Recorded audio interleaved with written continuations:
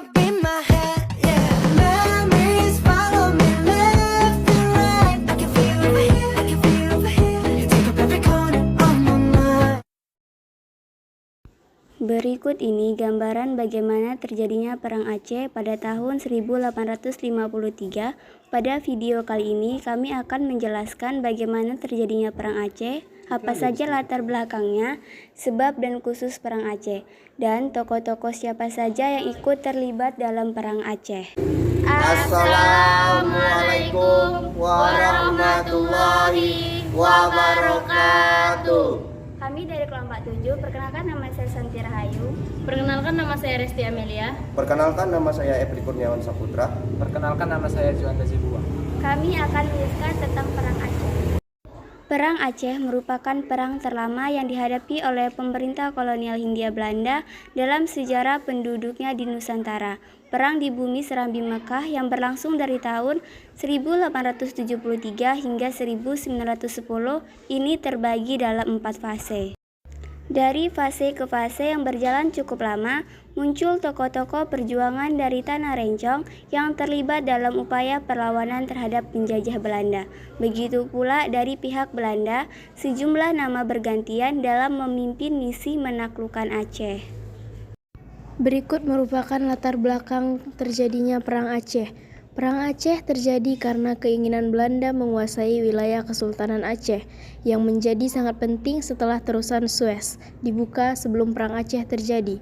Belanda berhasil menguasai wilayah Kesultanan Delhi, mulai dari Langkat, Asahan, sehingga Serdang melalui Perjanjian Siak tahun 1858.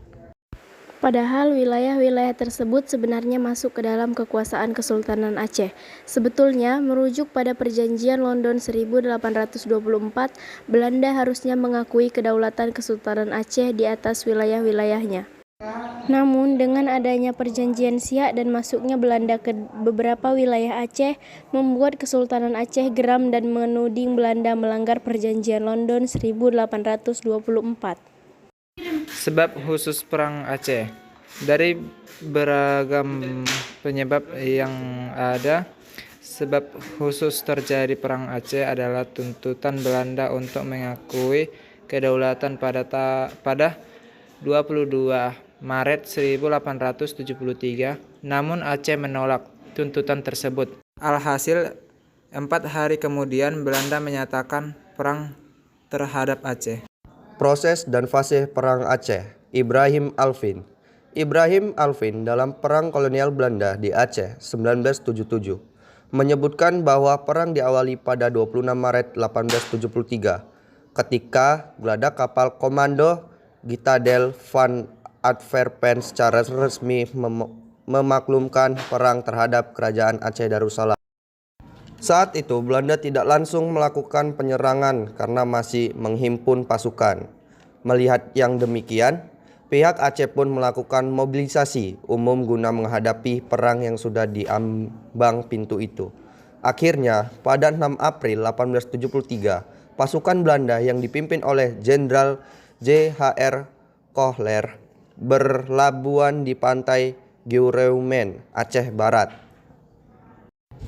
Seketika itu, pasukan Aceh yang dipimpin oleh Panglima Polim dan Sultan Mahmud Syah dengan semangat jihad fi sabilillah langsung menggempur pasukan Belanda dengan meriam. Tokoh-tokoh yang terlibat dalam Perang Aceh. Tokoh yang pertama adalah Teku Umar. Teku Umar merupakan pahlawan Aceh yang mencetuskan perlawanan terhadap invasi kolonial Belanda ke wilayah Aceh. Beliau lahir di Meulabo pada tahun 1854 dan meninggal tanggal 11 Februari 1899 karena tertembak pada pertempuran yang terjadi dini hari. Beliau merupakan suami dari Cut Nyak Dien dan pada saat peperangan tersebut berlangsung, beliau berada di bawah kepemimpinan Panglima Teku Cikditiro. Tokoh yang kedua adalah Teku Cikditiro. Beliau lahir pada tahun 1836 yang memiliki nama kecil yaitu Muhammad Saman. Teuku Cikditiro merupakan pahlawan Aceh yang sangat tangguh dan angkatan perang Sabilia yang dipimpinnya telah berhasil merebut beberapa wilayah dari tangan musuh. Teuku Cikditiro meninggal di tahun 1891 karena memakan makanan yang telah diberi racun oleh seorang wanita. Tokoh yang ketiga yaitu Cut Nyak Dien. Pahlawan wanita ini merupakan sosok yang memberikan inspirasi bagi kaum wanita hingga sekarang ini. Meski seorang wanita, beliau tetap mampu berjuang untuk membela tanah air dari penjajahan Belanda. Wanita yang lahir di Aceh tahun 1848 ini meneruskan perjuangan suaminya Teuku Umar yang meninggal dalam pertempuran. Beliau aktif melakukan perlawanan di pedalaman Meulaboh, namun pada akhirnya beliau tertangkap pihak Belanda. Beliau diasingkan ke Sumedang hingga akhir hayatnya. Tokoh yang keempat, Cu Nya Meutia. Cu Nya Meutia lahir di Keureuteu, Pira, Aceh Utara pada tahun 1870, sama seperti Cut Nyak Dien. Beliau juga sangat aktif dalam gerakan perlawanan terhadap serbuan kolonial Belanda yang serakah akan wilayah kekuasaan. Cut Mutia wafat pada tanggal 24 Oktober 1910 di Aceh. Tokoh kelima, Teuku Nya Arif. Teuku Nya Arif lahir pada tanggal 17 Juli 1899 di Belanda, Aceh. Beliau merupakan operator ulung yang gencar melakukan gerakan bawah tanah sejak usia muda. Teuku Nya Arif juga rela mengorbankan harta bendanya untuk membiayai kebutuhan selama terjadi peperangan. Dengan semangat juang yang tinggi, beliau banyak melakukan gerakan di bidang politik dan pendidikan hingga membantu anak tidak mampu yang cerdas untuk mengenyam pendidikan. Pada 3 Oktober 1945, pemerintahan mengangkat Teuku Nya Arif sebagai Residen Aceh, sekarang setara dengan gubernur, dan beliau wafat pada tanggal 4 Mei 1946. Tokoh yang keenam adalah Muhammad Hasan. Tokoh Aceh lainnya yang juga memberikan kontribusi saat Perang Aceh adalah Teuku Muhammad Hasan. Beliau lahir di Pidie, Aceh pada 4 April 1906. Beliau merupakan pejuang kemerdekaan Indonesia dan menjadi gubernur Sumatera Utara yang pertama setelah Indonesia memperoleh kemerdekaan. Teuku Muhammad Hasan menempuh pendidikan di Belanda dan saat pulang ke tanah air beliau aktif bergerak di berbagai bidang, terutama bidang pendidikan. Beliau wafat di Jakarta pada tanggal 21 September 1997. Tokoh yang ketujuh adalah Sultan Iskandar Muda.